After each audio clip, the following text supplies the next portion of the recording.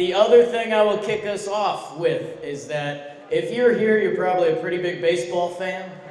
We appreciate you. And baseball is kind of a one-of-one that we all have the same addiction or whatever you want to label it as. And it's a beautiful thing. And we saw this in full tilt as we got to our hotel room last night. Our flight came in. Huge first step. It was delayed and we all got scared, but our flight came in. We got to our hotel, 9:30, 10. Everyone looked at each other like, you know what, let's call it. Let's fight the fight tomorrow. Let's get a good night's rest, and that's what we did.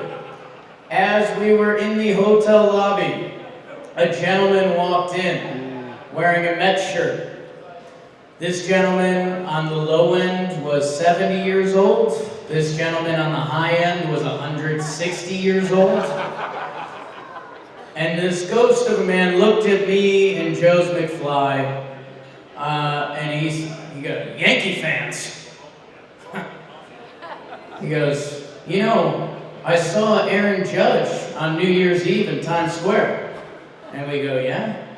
He goes, yeah, he dropped the ball. That man suffers from the same sickness we all have. So, with that, it doesn't get any better. And I'm not trying to throw my guy under the bus here. Saw the same guy this morning in the lobby, said the same exact joke. Same exact joke. Brutal. Yeah. Brutal. So that's what we were dealing with. So again, final thank you. Let's talk some ball, boys. Yes. And I want to start out by, and I thought it'd be funny because we got a little AL-NL angle from you two, that we just heard enough jolly. Joes, you are maybe the world's biggest Yankees fan, correct? I am a Yankee fan, yes. Okay. Let's say the postseason magic happens. The Cubs fans here know what that feeling is like. The Philly fans know what it feels like to go dancing, to get to the World Series and that feeling. We got to feel that again last year. Let's say the magic happens for our Yanks again this year. Who is the one National League team that after you're done celebrating, after that CS is done, that you're like, God damn it, we're running into them? Who's the last team from the National League you want to see? The Padres. Their bullpen, they have a legit bullpen. Do you know who the Cubs might be facing in the first? I know. That's why I need the Cubs to do some work over there. They terrify, that bullpen terrifies me. What they did at the deadline, really, the people that they acquired and who they already had. I'm a Suarez guy. Like I love Suarez as well. That bullpen scares me. And they get a lead late, and I'm like, oh man, not what? Okay, I think Padres are a fair answer. I think it's their most complete team. It's the problem with the National League that there's a lot of complete teams. But for you, young Jolly, your Mets go on a miracle run. They do it again. They were okay. Slight confidence. They get to the World Series. You catch your breath. Who's the last American League team you would want to see waiting for you? Don't say the Yankees right away. First of all, this is you, my friend Jake, Talkin Jake. Nice to see you. I had to throw him off guard. I have kind of a weird answer. Okay. If you remember the last time the Mets were in the World Series, they played a very defensively sound team that stole bases, played the fundamentals the right way, and won on the margins. And I kind of feel like the makeup of this year's team would be susceptible to that again. They're hot right now. I really don't want to see the Cleveland Guardians. If you're talking about a team that's going to make us play deep, they're going to bunt on us, they got a stacked bullpen, and starting pitchers that can go. One of them almost no-hit us at our stadium this year. The thought of that terrifies me. The teams that are going to hit home runs and maybe rely on star power, they scare me less. But the team that's going to play small ball and kind of expose us in that way, that's the thought that terrifies me. So after we play your trivia games, the franchise that you told me has the longest World Series drought, that's who you don't want to see at the end. Droughts are meant to end, are they not? The longest drought used to belong in this city, Jake. Right? That's what I'm saying. A couple beautiful nights. Some of us believe in the Guardians, others don't. Joes, do you believe in the Guardians? Honestly, I just can't believe in any AL Central team. Why is that? It just never have. I mean, the only it just hasn't been one that I believe. I mean, the last one to win was back in 2015, Royals. So it's like they haven't given me a reason to believe it. Who did they beat, Jones? Yeah, it's the Mets. But the Mets figure out ways to lose, so it's just fine. But I just I ran into Aaron Judge in Times Square. don't do that. Are you the guy? Is he the guy? Is he the guy? I was telling a story. Is that him from the future? They've never been in this. Those two people have never been in the same place at the same time. So it might be John. I look good for 70. I look good. That's nuts. I think, for myself, thank you for asking. For myself, I still think it's the Phillies. I see that one there. Hey, there's a reason you guys are booing them. I agree. There's a reason you guys are booing them. All of those veteran star players in their prime that have had a couple opportunities, it felt like they were going to have another, and the Arizona Diamondbacks just came out and got them. These guys are part of the show. I love a couple rowdy Mets fans getting mad at the Phillies. And whoever plays home and home versus you guys, figure that out. But I don't know. If it's October and the Phillies get their next shot at it, Bryce Harper, Trey Turner, Kyle Schwarber, the year he's having, Sanchez, the whole rotation, that's my number one I know this season. Schwarber is like the last hitter I want to see at the plate. Well, you guys know here in Chicago, the guy's a beast, and he's clutch. Is he coming back? Philly will do whatever they can to keep him. I thought we were just going to get the casual, like, yeah, Schwarber's is coming back, and that was Yeah, we trust our ownership. Schwarber over Kyle Tucker. I feel like I can't even talk about that right now. That feels like sacrilegious a little bit. Okay.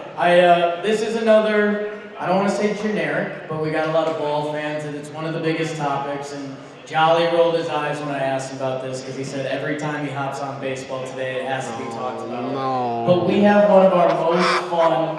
Jolly, it still is. I hate you, Chris Rose. I know. We have one of our more creative MVP races in a long time.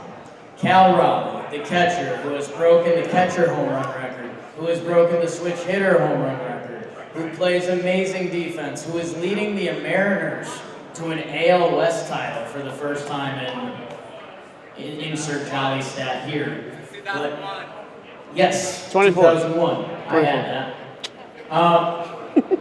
Or is it the larger-than-life New York superstar, 6'7", 300, hits home runs with the best of them, who's having one of the historic hitting seasons of all time? I think he has Cal Raleigh beat by about 175 points in OPS.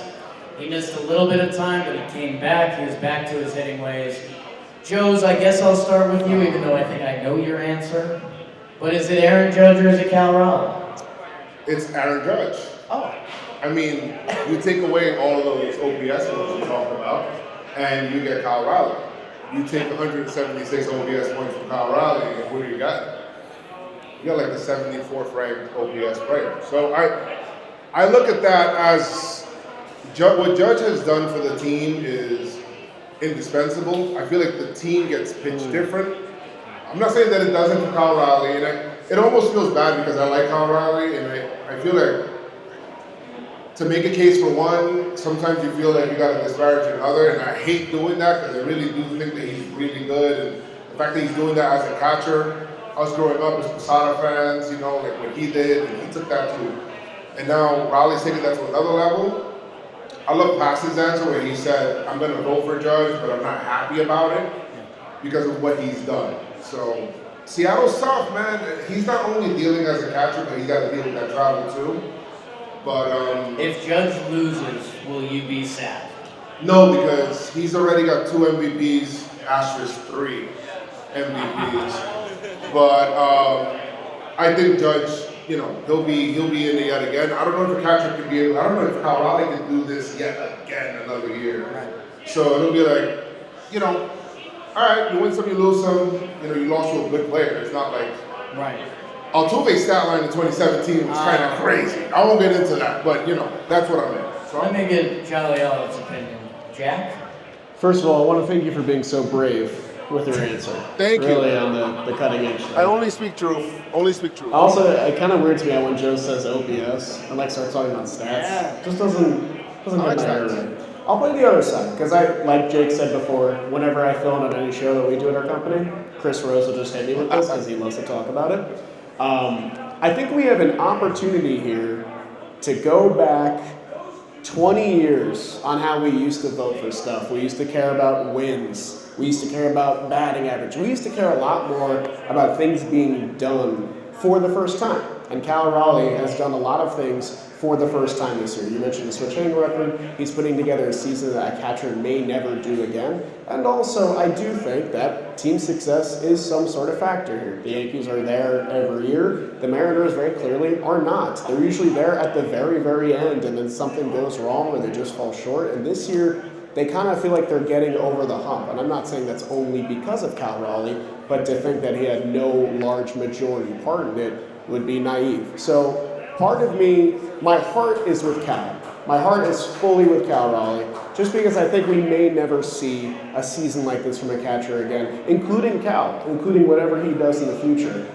When you look at the numbers, it is Aaron Judge, but I think when you have an opportunity to give this player an award for what they've accomplished, I think you should seize that opportunity. And I think it's going to be a closer vote than a lot of people expect. That's what I'll say. Yeah, my corn, it comes down to human vote. Yeah. So I think weird things like round numbers are going to matter. Like if Cal Raleigh gets to 60, I think that matters significantly more than 59, which it shouldn't. It's one homer over 162 games. I do think that's going to matter, and I'm starting to think Raleigh's going to win it. And I don't know if it's right. Like, I know that's not the popular take or slam the table. Judge's OPS is so many points higher, blah, blah, blah. There's a reason we're talking about it. There's a reason Chris Rose, who was alive for the last Guardians World Series, there's a reason he's asking about that. Because he's seen the past 100 years of baseball. And it's a little rude. It's a little rude. Chris Rose is in great shape. Chris Rose was the guy in the lobby. Chris Rose was in great shape. He likes to hide that, and then he busted out the guns at the he's got All-Star that game this going. year. That's me being nice after being mean. I don't know. I think Raleigh's going to walk away from it. Just because, like, okay, the best catcher season ever. The best switch hitter season ever. That if it doesn't, and with Seattle's history, it comes down to humans, and I think he's going to get it. You asked Joe's this before, I'll ask you. Are you upset as a Yankees fan if Judge doesn't come away from it? Like, I mean, remove prior MVPs, whatever, and you're just focusing on the numbers themselves. Are you having the same reaction as, like, Dan Rohr? Or are you saying, okay, whatever, let's go win? I'm not having that reaction. I would be disappointed from the standpoint of we're going to talk a lot of Yankees baseball for the rest of our lives, and the way we judge, which, by the way, another big postseason coming up. Aaron Judge is 34, 35? 4. I think he's 34. 34, yeah. You start looking at guys in the league 35 plus and who's performing, it's not a lot of guys that literally the doorman in my building one day was like, hey, even if the Yanks go, Judge isn't going to get it done in October. Are you just getting harassed on a day-to-day Yes, basis yes. in the lobby? There are days I dread taking my dog outside because I know I have to talk to the doorman about baseball for about 15 minutes. Again, a perk of the gig. But yes, there's a couple times when I'm like, oh God, don't give me the Judge can't perform in October. But seriously, think of Joe's McFly very casually and accurately mentioned how there's already an asterisk around 2017 where Judge had a lot of better numbers and the guy he was competing with, his team at the minimum, was conducting some funny business. That like, Care to elaborate? I don't want to be the old guy who's yelling at people in lobbies who's saying, you know, Judge should have had 2 more MVPs. I don't want to be that guy. So if Judge wins this one, I do think his season is and was so good this year that we started doing best right-handed hitter ever, blah, blah, blah. When you look at his baseball reference page and you see all of the bold on it, and it looks like the legends of baseball. It looks like if you bring up Willie Mays' page. It looks like if you bring up, not exactly Babes, but like, there's so much bold of being the best player at so many offensive stats that if he wins a 3rd MVP, that just enters you into an even rarer air. Tough to say. Say it 5 times. Rarer air. Nice.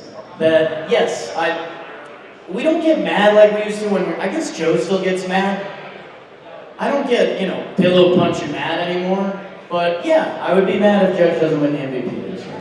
I think it's fair. I think it's like different for other teams. Like my friend Bernie over there mentioned before, the Mets have never won one. So if I felt like a player got like quote unquote cheated out of one, I think I would wear it on my sleeve.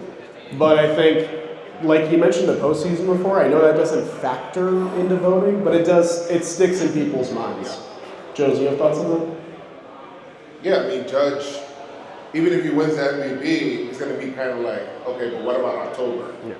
I think the only time I really got mad about MVP was when Jeter didn't win it. You just brought up Altuve and Judge. It's fine. Okay, I was mad then too. And that was a lot. I won't be mad now. It was a fit. But, yeah, I mean, I think Judge is going to be fine. He's going to be graded. He's graded differently. Right. This is more like, what are you going to do in October compared with the Yankees? And what happened with the Dodgers last year? He dropped the ball. Can't have those jokes anymore. It is, if Judge was doing this season without any of his previous seasons, I think it's his MVP. Which again, if you start playing that game, then what are we doing? What are we doing?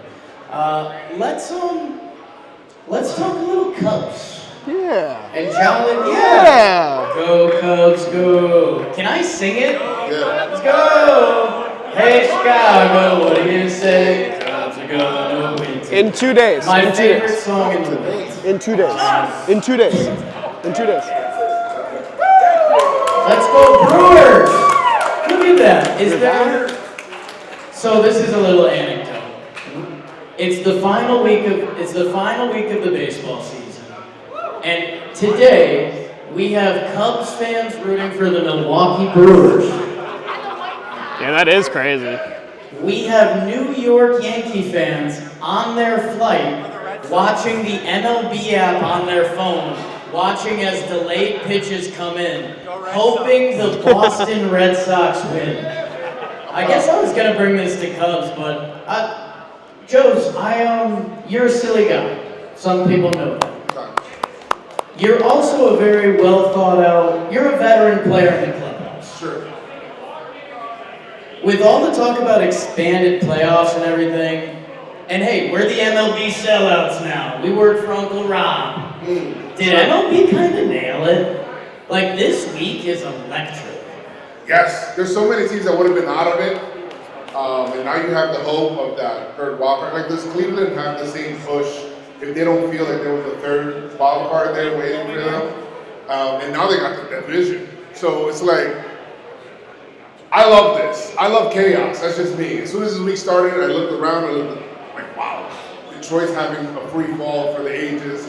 Cleveland's having like a rise for the ages. Yankees and Red Sox and Toronto all fighting for the same piece of chicken. They're trying to figure that out. You got the Cubs, you got the Mets, you got Cincinnati. Everybody's involved, so I love that. Arizona. Arizona. Hey, we're still in it. How about that? Charlie, it was kind of an open question. I don't know if you have any comments or feedback. Yeah, I mean, we're seeing the best parity we've seen in the league in how many years? Maybe ever. No team's going to reach 100 wins this year, nuts. which is kind of nuts because so many teams are trying to compete. And like the trade deadline's crazy now because there's like 2 teams that sell and everyone's buying. So I do think it's like changed the landscape a lot. I think you can make the argument of like, okay, the Mets are at 81 wins. They can max out at 85 and they're going to be a playoff team. Does that feel right? I don't know, but at the same time, now you have people in Cincinnati are excited, people in Arizona are packing the stadium, and I'm watching Hunter Green versus Paul Skeens tonight on the edge of my seat for more than just the fact that it's a great pitching duel. So I think on account of that, I think it's great because You're not watching that tonight. You're watching the Mets. I'm watching it while Okay, you're well, yapping. I forget we're in Central time. This is like a whole different world. There's just always sports on. All right, Callie, you keep talking. You know, I was hoping that you could say go, and I could. But the funny thing is, like, I had the thought the other day of like, I've listened to the Reds broadcast for like 2 weeks straight. That's more than I've ever listened to the Reds broadcast, and probably more than I ever will listen to it. And it's because of this format. So I do think they nailed it. Wildcard Weekend's awesome. Like, those are my favorite streams that we do because there's just so much going on, so much chaos. And I hope they don't expand it further. That's what I'll say. I know you want more teams. I know you want more chaos. I think 12 is a good number, but once you start graduating into like NBA territory where it's like 10 in each conference, NFL feels like they get another one every year. I know that there's a lot of reasons to do that are good, but I like where we're at right now. I struggled to turn on ESPN in my hotel room today, which I'd rather not talk about. It was unk status bad. I kept hitting the wrong button. It was real bad. But they were talking about the Phoenix Suns, and they were like, yeah, I'm not sure if Phoenix is going to be able to compete for the top 10 in the West. And I was like, what are we doing? What is that? That's nothing. That's not fair. That's nothing. So I'm with you. I hope baseball doesn't go there. I still want them to find a way to reward the teams that have the best seasons. Right now, we still don't know if having that 1 or 2 in that layoff truly helps. Last year, the 2 ones got there, so that's good. I do like the, expanding it, but in a certain way. If you're able to bring back the one game, like that wild card before, when it was just that, it felt like a game 7. It's a different feeling. And if they can do that, then bring that back to wild card, I'd love that. So you say that even though the Yankees were in like 4 of them. Yeah. Do you remember how you felt during those? Like, they're basically game 163. It's like you actually, because I feel like if you're an outside fan, it's awesome. There's no stakes, and you just get to watch basically an elimination game. If you're a fan in those games, it's brutal. So you want to bring that back. I mean, if you're down there and your spots 9 and 10, you should be happy you're even having an opportunity to play that one game to try to get in. That's how I look at it. You played all season, all 162 proved that, hey, you're here. So if not, get out of that. But I like that one game playoff. And yeah, the Yankees played in it, but I think they won it. They won it in 17. They won it in 18. Yes, 18. They lost against the Astros in 15. But I like it. Counting with Joe's McFly. I'll steer away from Right away. I was gonna ask the question, if the Cubs win the World Series, it's because of blank.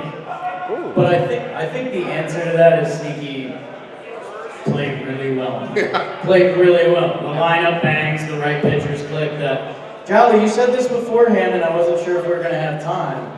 If we want to do a couple questions from the crowd before we get going, we do, like I said beforehand, we are going over to the game. I know we're doing a meet and greet for like 20 minutes, so if you're in that, make sure we're just high and tight a little bit, because last time we were here, we hung out for a couple hours and just put down drinks because we were senile from our travel day. But we do have to get to the game and make some content over there. But if anybody has any questions you guys want to ask us in the crowd, we're open to anything.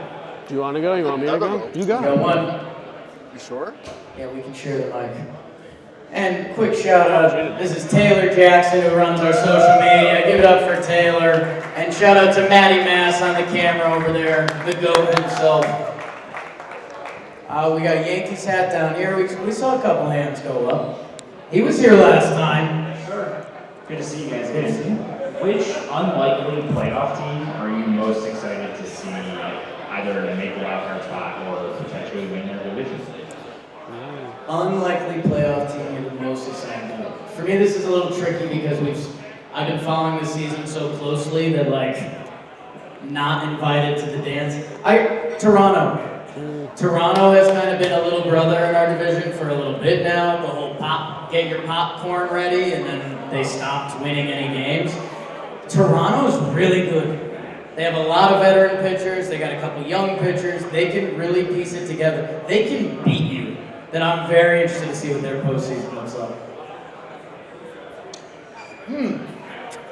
See, You could have thought that whole the time. thing is that I'm going through a couple of teams, right?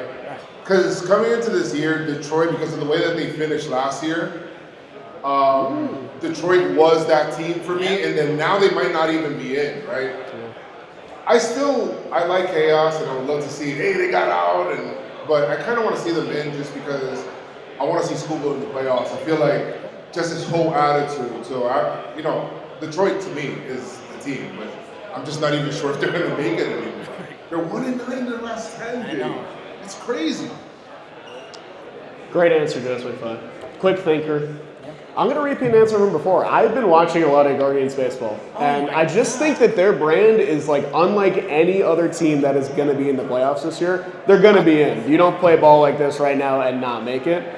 And I just think they're going to wreak havoc on a lot of these other teams that kind of feel like they're all playing the same brand of baseball. Like you need a little, as my friend Joseph would say, chaos in the picture. So I really think they can make noise. I think they're hungry too. I think they're pissed at what happened last year. Guys don't look. I mean, we can just, it's just us. It's just us right now. It's okay. Don't worry about that. But yeah, I'd say Guardians. Great question. Thank you. Who else we got? Oh, yeah.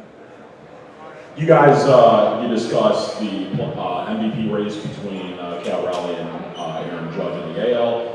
Do you think there's any possibility of Schwarber making a late push for the NL MVP over Ohtani at all, or is that locked up by Ohtani?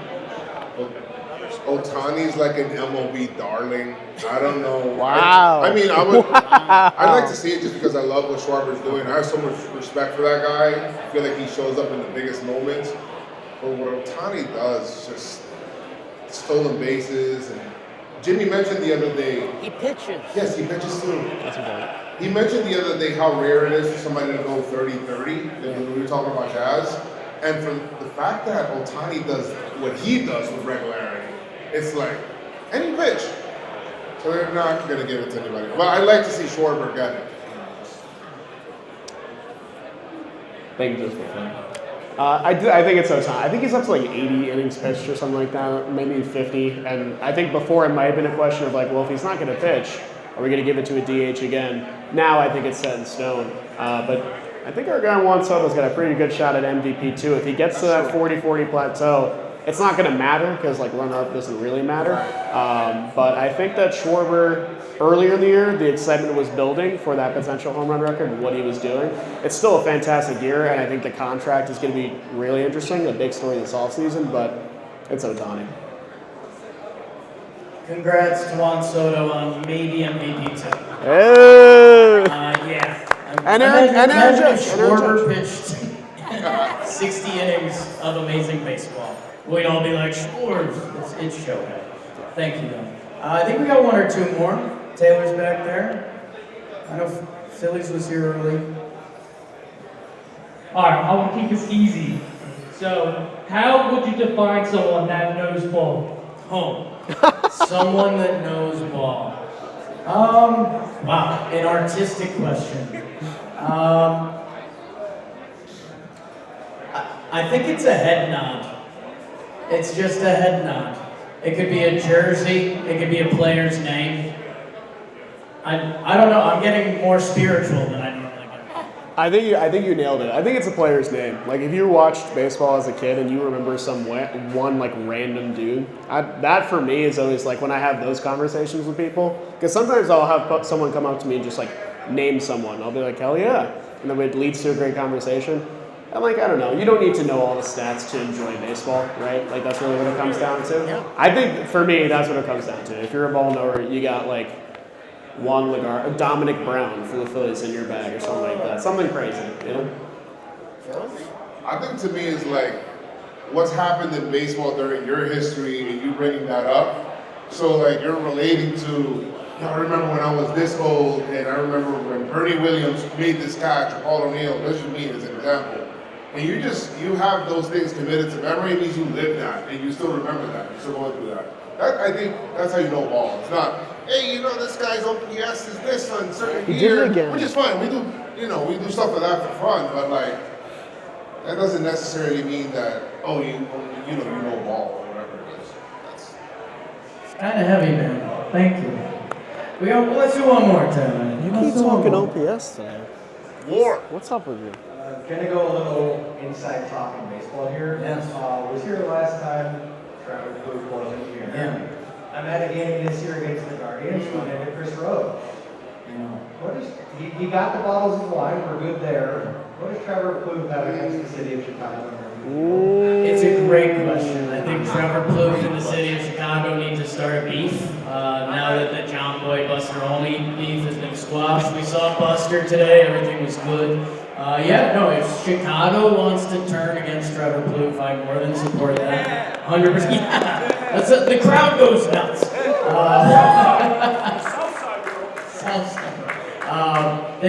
Trevor, I don't know, I shouldn't defend him at the end here, but he does an annual camping trip with his family every year to end the baseball season. I know, good guy Trev shows up one last time. What does that mean? If they let us do this every year, I was gonna promise I could get Trev here. I can't do that. I can't do that, but I know he would love to be here. Unfortunately, he does know ball. He's kind of one of our few ball knowers. So with that, so what are we doing, Taylor? We're doing a meet and greet. Okay, we're gonna do a meet and greet for like 20 minutes, and then we're gonna head to the game. Thank you guys so much. Thank you to the DraftKings Sportsbook. Thank you to baseball.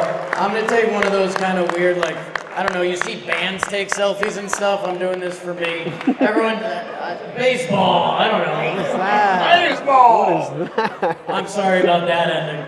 Thank you guys so much. Go Cubs, go! Go Cubs, go! Hey Chicago, what do you say? Chicago. In 2 days. Win in 2 days. Win in 2 days.